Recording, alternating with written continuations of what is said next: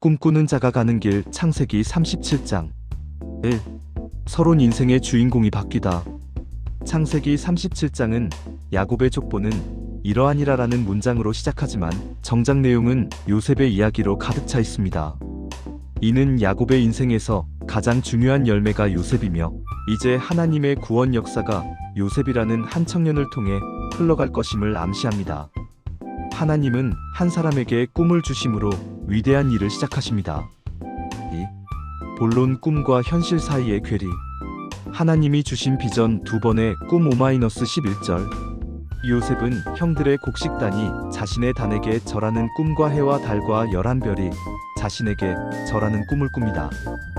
이 꿈은 요셉의 야망이 아니라 장차 그를 통해 가문을 구원하시려는 하나님의 계시였습니다. 영적 교훈 비전은 내 욕망의 산물이 아니라 하나님으로부터 오는 것입니다. 하나님은 우리에게 미래를 보여주시며 소망을 갖게 하십니다.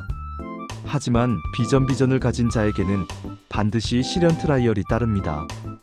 비전은 소유하는 것이 아니라 그 비전에 합당한 사람으로 빚어지는 과정이 필요하기 때문입니다. 갈등의 원인 편애와 시기 3-4절 11절. 야곱은 요셉을 노년에 얻었기에 다른 아들들보다 더 사랑하여 채색옷을 입혔습니다. 이는 형들의 깊은 시기심을 자극했습니다. 영적 교훈 인간적인 편애는 가정의 불화를 가져옵니다. 그러나 이 불완전한 가정의 모습 속에서도 하나님은 일하십니다. 형들의 시기라는 악한 감정조차도 요셉을 애굽으로 보내시려는 하나님의 섭리 안에서 도구로 사용됩니다. 하나님은 인간의 실수와 악함까지도 선으로 바꾸시는 분입니다. 고난의 시작 구덩이와 팔려감 18-28절. 형들은 꿈꾸는 요셉을 죽이려다 구덩이에 던지고 결국 미디안 상인들에게 은 20에 팔아넘깁니다. 채색옷은 찢기고 피 묻은 옷이 되었습니다. 꿈을 꾸자마자 닥친 현실은 종의 신분이었습니다. 영적 교훈. 하나님의 꿈을 가진 사람도 구덩이에 던져질 수 있습니다. 채색옷 영광이 벗겨지고 비천한 옷을 입어야 할 때가 있습니다. 그러나 요셉이 팔려간 것은 버려진 것이 아니라 하나님께서 그를 애굽이라는 더 큰 무대로 파송하신 것입니다. 구덩이는 끝이 아니라 새로운 시작의 장소입니다. 슬픔 뒤에 숨겨진 비밀 31-35절. 야곱은 피 묻은 요셉의 옷을 보고 아들이 죽었다고 믿으며 통곡합니다. 인간적인 눈으로 볼 때 야곱의 가정은 무너졌고 요셉의 인생은 끝난 것처럼 보입니다. 영적 교훈. 우리는 인생의 단면피 묻은 옷만 보고 절망합니다. 하지만 하나님은 전체 그림을 완성하고 계십니다. 야곱은 속았고 요셉은 고통 속에 있지만 하나님의 계획은 단 1cm의 오차도 없이 진행되고 있었습니다. 3. 결론. 꿈꾸는 자는 멈추지 않습니다. 37장의 마지막 절은 요셉이 애굽에서 바로의 시나보디발에게 팔렸다고 기록합니다.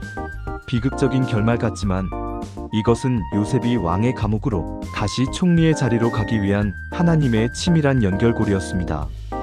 사랑하는 성도 여러분, 하나님이 주신 꿈이 있습니까?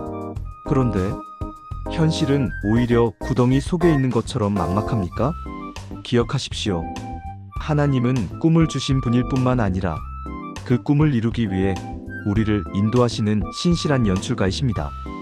지금 입고 있는 채색옷이 벗겨졌다고 낙심하지 마십시오. 하나님은 여러분을 위해 더 영광스러운 세마포 옷을 준비하고 계십니다. 구덩이 속에서도 보디발의 집에서도 여전히 하나님이 함께하심을 믿고 묵묵히 그 길을 걸어가시기를 축복합니다. 4. 기도 요약. 내 야망이 아닌 하나님의 거룩한 비전을 품고 살게 하소서. 인생의 구덩이를 만날 때 원망하기보다 하나님의 섭리를 기대하게 하소서.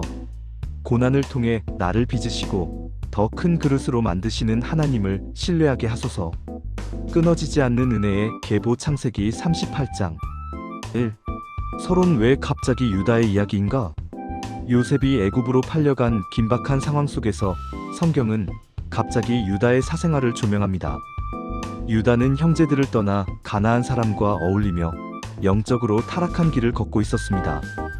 그러나 하나님은 이 어둡고 복잡한 사건을 통해 훗날 메시아가 오실 유다 지판의 혈통을 보존하시는 놀라운 섭리를 보여주십니다. 2. 본론 수치 속에서 피어난 하나님의 신실하심. 세속화의 위험 공동체를 떠난 유다 1-5절. 유다는 형제들을 떠나 가나안 사람 히라와 가까이 지내고 가나안 여인과 결혼합니다. 이는 신앙의 정체성을 잃어버리고 세상 문화에 동화된 모습입니다. 영적 교훈 성도가 영적인 공동체를 떠나 세상과 깊이 짝할 때 신앙의 위기가 찾아옵니다. 유다는 거룩한 가문을 세우기보다 자신의 안목에 좋은 대로 선택하며 영적 침체에 빠졌습니다.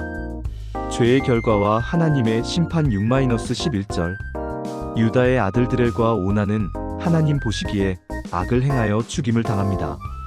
유다는 막내 아들 셀라까지 잃을까 두려워 며느리 다말을 친정으로 보내버리고 약속을 어깁니다. 영적 교훈. 유다는 아들들의 죽음 원인을 자신과 아들들의 죄에서 찾지 않고 며느리 다말 탓으로 돌렸습니다. 문제를 회피하고 사람에게 책임을 전가하는 태도는 진정한 회복을 막는 장애물이 됩니다. 다말의 결단. 그는 나보다 옳도다 12-26절. 다말은 시아버지 유다를 속여 씨를 받으려 합니다. 인간적으로는 비윤리적인 속임수였지만 성경적 맥락에서 다말은 기업물을 자고엘의 권리를 지키고 언약의 대가 끊기지 않게 하려는 처절한 몸부림을 친 것입니다. 유다는 자신의 도장과 지팡이를 확인한 후 고백합니다. 그는 나보다 옳도다. 영적 교훈. 유다는 이 사건을 통해 자신의 위선과 죄를 깨닫습니다. 하나님은 완벽한 사람이 아니라 자신의 죄를 인정하고 돌이키는 사람을 통해 역사를 이어가십니다. 이 사건 이후 유다는 변화되어 훗날 베냐민을 위해 자신을 희생하는 성숙한 리더가 됩니다.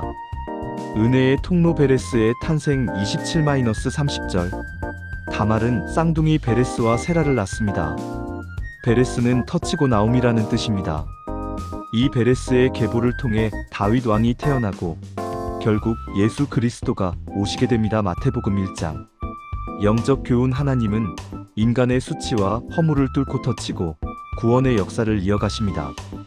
유다의 타락과 다말의 극단적인 선택이라는 어두운 배경 속에서도 하나님은 약속하신 메시아의 길을 신실하게 준비하고 계셨습니다. 3. 결론. 인간의 실패를 이기는 하나님의 열심. 창세기 38장은 우리에게 위로를 줍니다. 우리의 삶이 때로 유다처럼 세속화되어 망가지고 다말처럼 기막힌 상황에 처할지라도 하나님은 포기하지 않으신다는 사실입니다. 하나님은 유다의 죄악보다 크시고 우리의 실수보다 강하십니다. 하나님은 도저히 소망이 보이지 않는 족보 속에 베레스를 주심으로 구원의 빛을 비추셨습니다.